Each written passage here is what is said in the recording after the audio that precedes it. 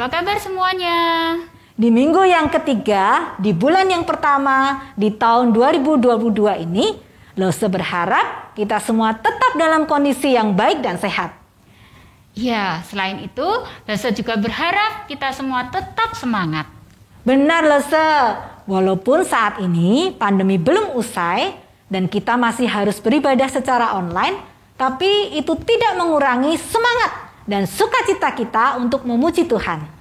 Oke Lose, adik-adik yang ada di rumah sudah siap semua untuk memuji Tuhan dan mendengarkan firman Tuhan? Wah, pasti semuanya sudah siap. Yuk adik-adik, untuk mengawali ibadah kita, Lose mengajak semuanya untuk siapkan hati, kita mau berdoa terlebih dahulu. Mari kita berdoa. Bapa kami yang di surga, terima kasih untuk hari yang baru yang Tuhan berikan bagi kami. Bersyukur untuk kesehatan, kekuatan, dan pemeliharaan Tuhan di dalam hidup kami. Terima kasih untuk kesempatan sekali lagi di hari ini, kami boleh kembali beribadah walaupun masih secara online. Tuhan tolong kami, agar kami boleh sungguh-sungguh mengarahkan hati dan pikiran kami kepada Tuhan.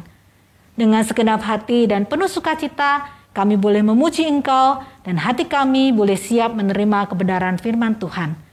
Bapa, saat ini kami juga memohon ampun atas segala dosa yang telah kami perbuat. Ampuni, sucikan dan layakan kami. Tolong mampukan kami untuk menjadi anak-anak Tuhan yang semakin hari semakin menyenangkan hati-Mu. Berkati ibadah kami ya Tuhan. Inilah ucapan syukur kami dan doa permohonan yang kami panjatkan di dalam satu nama Tuhan kami Yesus Kristus. Amin.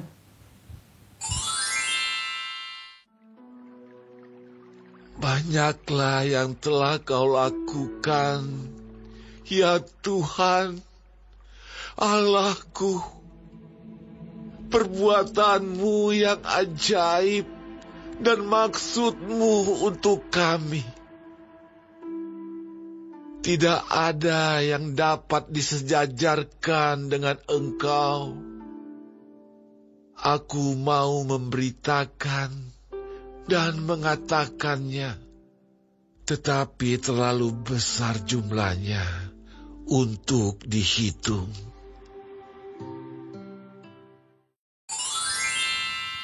Adik-adik, apakah kalian pernah menghitung jumlah kebaikan yang sudah Tuhan perbuat dalam hidup kalian? Jika ada yang pernah menghitungnya, Lose yakin pasti jumlahnya sangat besar. Mungkin sampai tidak bisa terhitung. Benar gak Lose? Iya, seperti ayat firman Tuhan yang tadi telah kita dengar. Yang diambil dari Mazmur pasal 40 ayat yang ke-6. Kebaikan Tuhan itu terlalu besar jumlahnya untuk dihitung. Adik-adik, kita sungguh bersyukur karena kita memiliki Tuhan yang begitu hebat. Tuhan yang sangat mengasihi kita dan selalu memberikan yang terbaik bagi kita. Benar Lose. Dan sudah selayaknya kita, anak-anak yang sangat dikasihinya, selalu memuji Dia karena Tuhan layak menerima pujian dan hormat kita. Ya, mari dengan penuh syukur kita akan bersama bernyanyi memuji Tuhan dengan lagu Memuji Tuhan Selalu.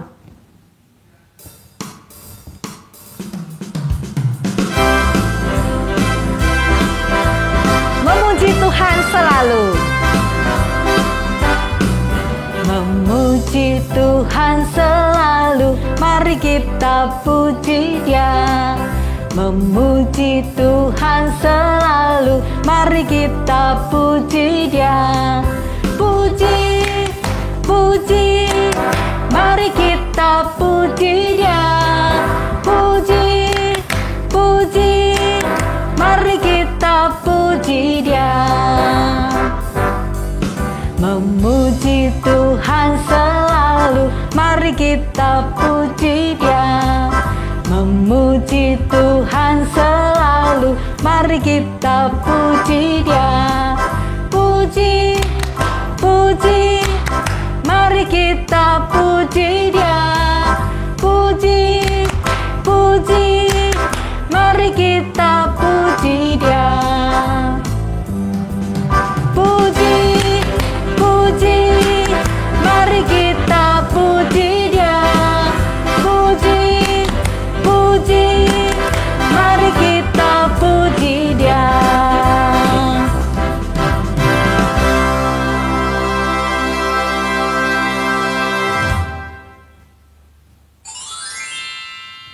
Adik-adik dan Lese Erni, Lese Sian Ing bawa sesuatu nih. Apa itu Lese? Mau tahu ya? Ini dia. Tada! Donat ya Lese. Iya, donat. Adik-adik suka donat? Lese Erni suka?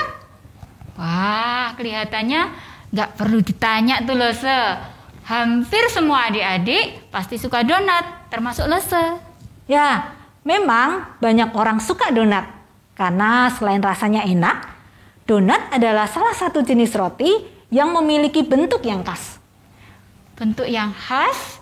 Oh iya, bentuknya bulat seperti huruf O atau cincin ya Lese. Ada lubang di tengahnya.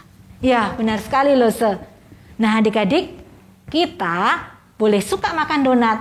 Tapi hidup kita jangan seperti donat ya. Hidup kita jangan seperti donat. Apa maksudnya Lese? Begini Lese Erni dan adik-adik. Donat itu kan punya lubang di tengah. Jadi tengahnya kosong.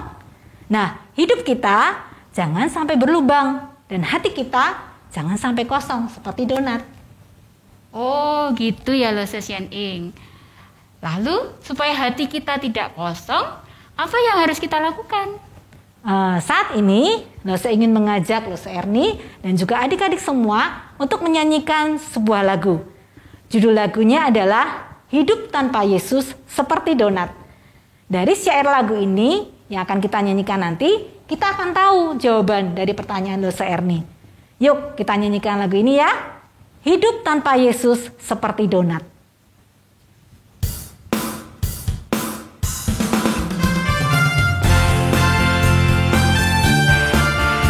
Hidup tanpa Yesus seperti donat. Hidup tanpa Yesus seperti donat, seperti donat, seperti donat. Hidup tanpa Yesus seperti donat, seperti donat. Hatimu kosong. Yesus sudah datang dari surga, dari surga, dari surga. Yesus sudah datang dari surga untuk mengisi hati yang kosong. Life without Jesus, like a donut, like a donut, like a donut. Life without Jesus, like a donut. Oh, there's a hole in the middle of your heart. Hidup tanpa Yesus itu seperti donat.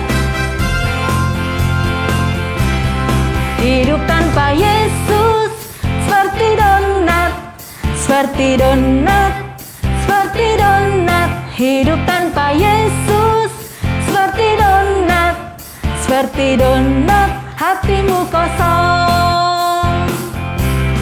Yesus sudah datang dari surga, dari surga, dari surga. Yesus sudah datang dari surga untuk mengisi hati yang kosong. Life without Jesus, like a donut, like a donut, like a donut. Life without Jesus, like a donut. There's a hole in the middle of your heart.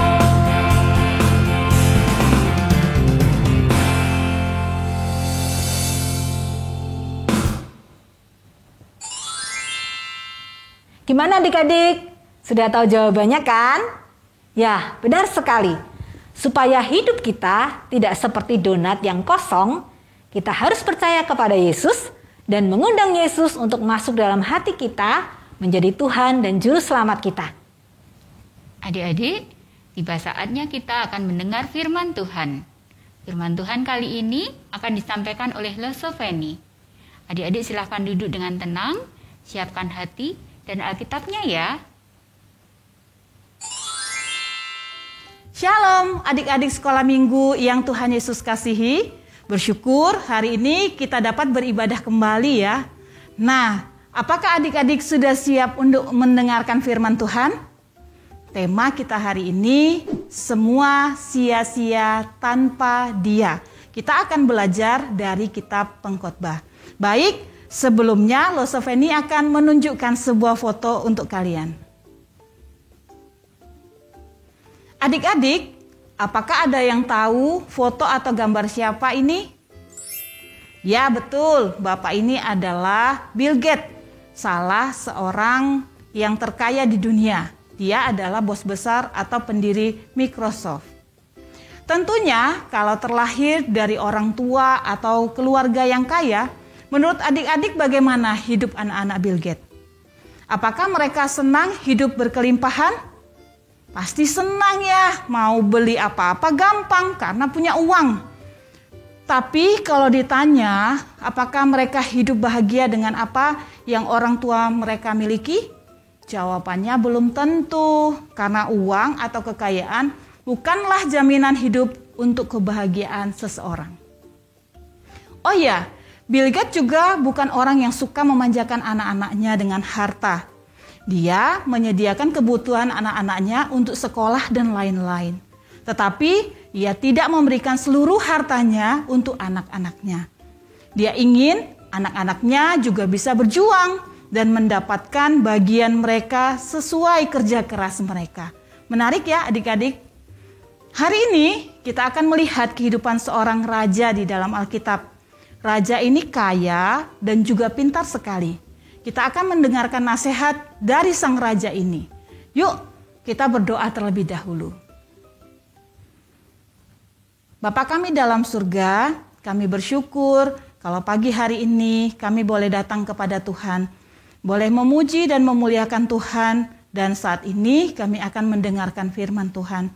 Kiranya Tuhan memberkati kami, sehingga firman Tuhan yang akan kami baca dan renungkan menjadi kekuatan yang baru di dalam hidup kami. Dalam nama Yesus kami berdoa, amin. Siapakah raja yang ingin kita pelajari hari ini, adik-adik? Ada yang bisa menebak? Raja Saul kah? Raja Hizkia kah? Raja Daud kah? Ada yang bisa menebak huruf depannya dengan huruf S? Ya, selain Raja Saul, ada Raja Salomo, anak dari Raja Daud. Raja Salomo adalah seorang raja yang hebat. Selain memiliki kuasa, kepintaran, dia juga sangat kaya. Dia dikenal sebagai yang paling berhikmat. Hikmat itu di atasnya pintar. Orang pintar belum tentu berhikmat.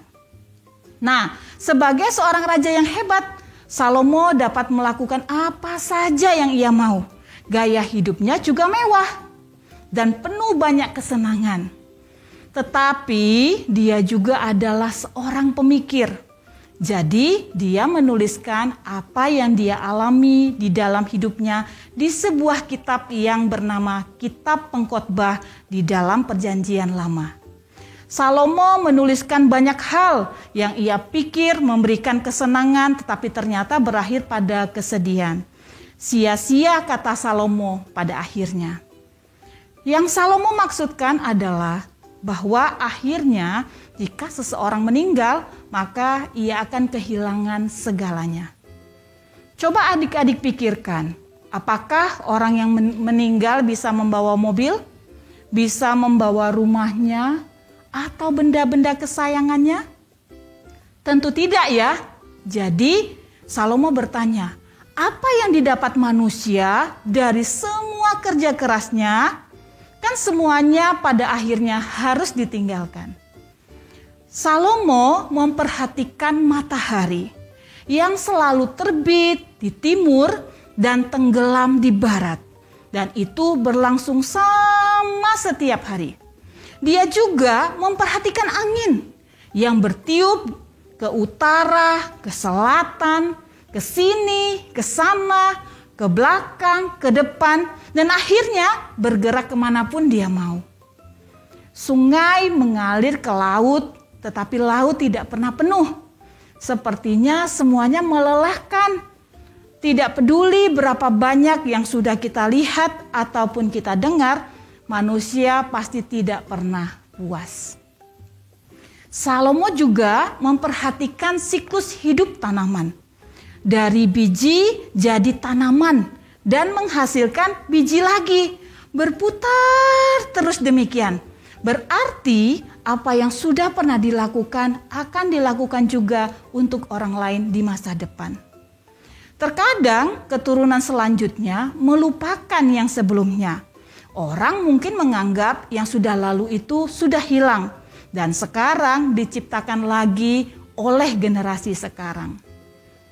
Raja juga mengamati hal-hal yang membuatnya tertawa. Katanya, marilah bersukaria sekarang, nikmatilah sepuasnya dalam hidupmu. Tetapi akhirnya itu pun adalah sia-sia. Salomo juga berusaha untuk membuat dirinya gembira lewat cara minum anggur sampai mabuk. Dan dia pun akhirnya berkata, sia-sia. Tidak berguna semua itu. Raja pun berusaha mengisi kekosongan hatinya dengan membangun istana yang sangat megah. Dia juga membuat kebun untuk tanaman, juga kebun anggur, taman bunga, dan kebun buah-buahan. Dia juga membangun sistem perairan yang sangat baik agar kebun-kebunnya terawat baik.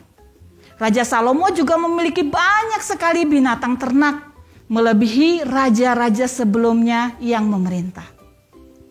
Salomo juga mengumpulkan emas dan perak sebagai pajak dari raja-raja lain. Salomo adalah orang terkaya di dunia. Tetapi ternyata itu semua tidak memberikan kebahagiaan baginya. Dalam bidang budaya dan seni, Salomo juga mengatur paduan suara yang besar. Paduan suara ini dapat bernyanyi untuk menghibur raja. Raja juga menikahi wanita cantik dan memiliki hubungan dengan banyak wanita. Tetapi akhirnya Salomo merasa lelah dengan semua itu. Dan wanita-wanita cantik tersebut akhirnya membawa Salomo semakin jauh dari Tuhan. Setelah menikmati banyak hal dan kesenangan sebagai seorang raja, pada akhirnya apa yang disimpulkan oleh raja? Raja berkata bahwa setelah dia melihat apa yang telah diperbuatnya, ternyata semuanya sia-sia dan merupakan usaha menjaring angin. Tidak ada yang berharga dari semuanya itu. Salomo menyadari bahwa hidup tanpa Allah adalah sia-sia. Siapakah yang menikmati hidup jika ia jauh dari Tuhan? Adik-adik, apa pelajaran yang bisa kita petik dari kehidupan Salomo? Salomo setelah dia tua dan mengalami banyak hal, baru ia menyadari bahwa hidup tanpa Tuhan adalah sia-sia. Adik-adik, siapa yang harus menjadi yang paling berharga dalam hidup kita? Ya, Tuhan Yesus. Kekayaan yang melimpah dan kepintaran tidak menjamin seseorang untuk berbahagia jika ia tidak mempercayakan hidupnya kepada Tuhan. Masih dalam suasana tahun baru, Lose mau mengingatkan adik-adik. Yang pertama, merasa bangga jika adik-adik punya Tuhan Yesus di dalam hati. Bukan bangga jika bisa memakai HP baru, sepatu baru, atau fasilitas lain yang serba baru. Tidak usah berkecil hati jika papa dan mama belum bisa membelikan banyak hal untukmu. Yang paling utama adalah jika Yesus ada di dalam hatimu, itu nilainya jauh lebih dari semua barang mahal yang kamu miliki.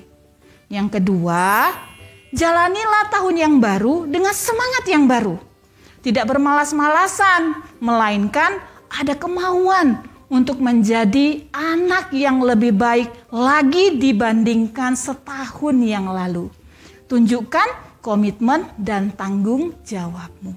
Yang ketiga, yakinlah bahwa bersama Tuhan aku bisa.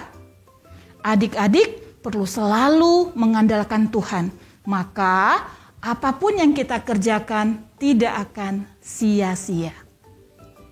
Sebagai penutup firman Tuhan hari ini, kita akan membacakan ayat hafalan kita. Terambil dari Amsal pasal 3 ayat yang kelima. Amsal pasal 3 ayat yang kelima. Yang berbunyi demikian. Percayalah kepada Tuhan dengan segenap hatimu, dan janganlah bersandar kepada pengertianmu sendiri. Sekali lagi, percayalah kepada Tuhan dengan segenap hatimu, dan janganlah bersandar kepada pengertianmu sendiri. Kiranya Tuhan memberkati adik-adik semua untuk melakukan firman-Nya. Mari kita berdoa.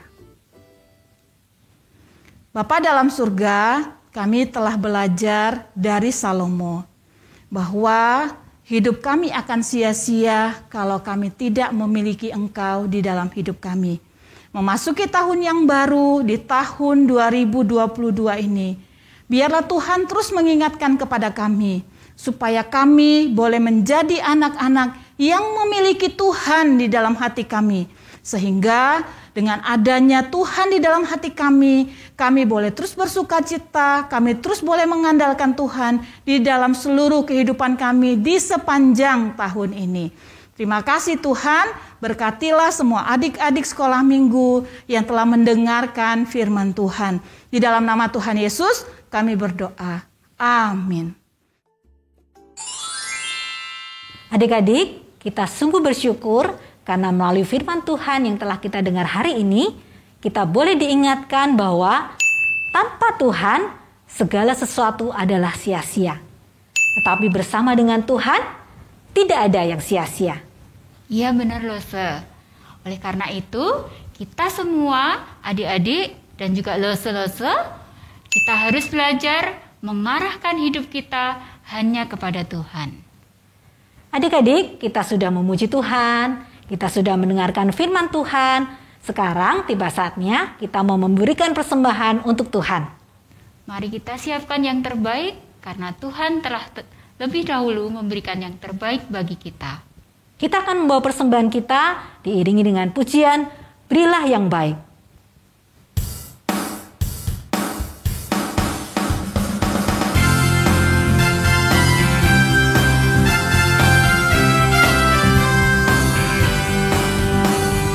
Berilah yang baik, berilah yang baik. Tuhan sudah memberikan yang terbaik. Apa yang kau beri, berilah sekarang. Tuhan pasti balaskan dan berkati kau selamanya. Berilah yang baik, berilah yang baik. Tuhan sudah memberikan yang terbaik. Apa yang kau beri, berilah sekarang. Tuhan pasti balaskan dan berkati kau selamanya. Tuhan pasti balaskan dan berkati kau selamanya.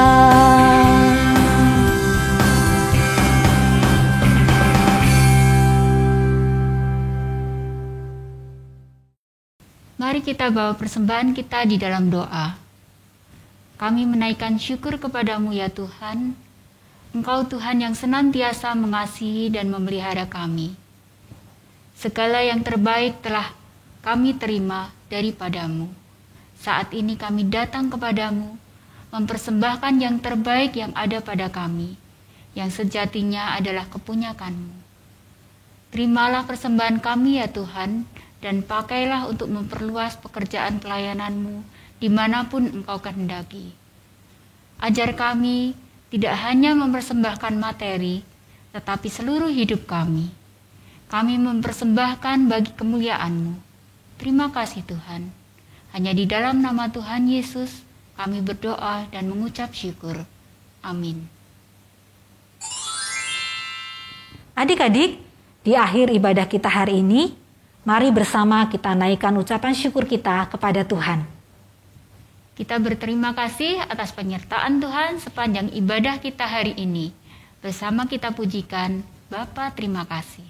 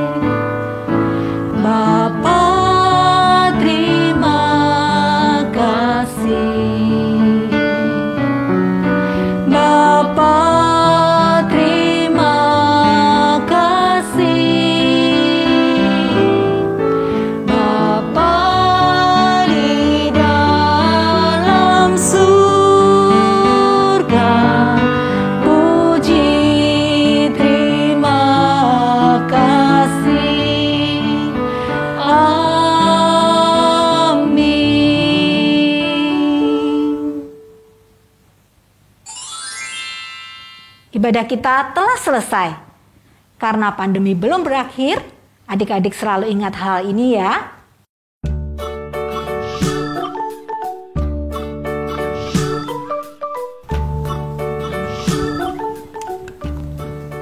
Tinggal di rumah aja. Rajin cuci tangan. Makan makanan bergizi.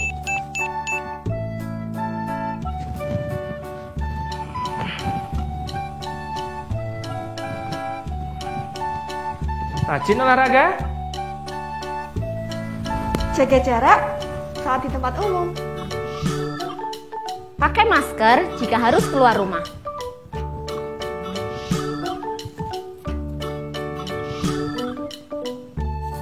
Tetap sehat, tetap semangat. Selamat hari Minggu adik-adik. Tuhan Yesus memberkati. Dadah!